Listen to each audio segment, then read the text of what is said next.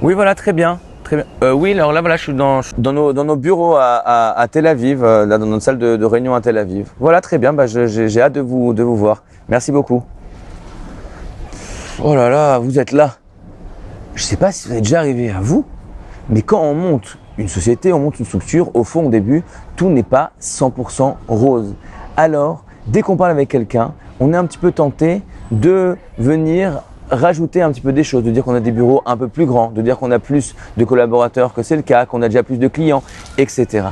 Moi, en tout cas, lorsque j'ai monté ma première société, j'avais un problème, j'étais très jeune et j'avais honte. Alors, lorsque je voyais des gens qui étaient beaucoup plus âgés que moi, beaucoup plus importants que moi, au fond, j'avais toujours tendance, cette pression de mentir, de venir enjoliver un petit peu les choses. Et vous voulez que je vous dise la chose suivante? Malheureusement, je tombais, et pas une fois, et pas deux. Et là, la Torah nous donne un conseil extraordinaire. À Pessah, on ne veut pas avoir chez nous de chametz, de levain.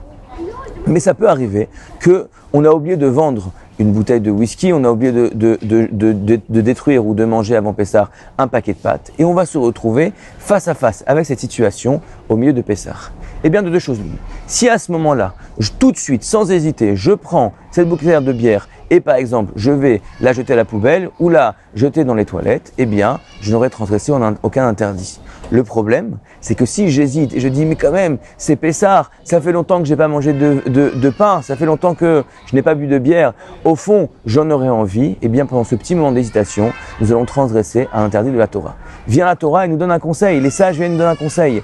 Avant Pessah, nous devons nous arrêter et annuler le chametz. Sortir de notre bouche les mots suivants. Je ne désire pas avoir de chametz pendant Pessah.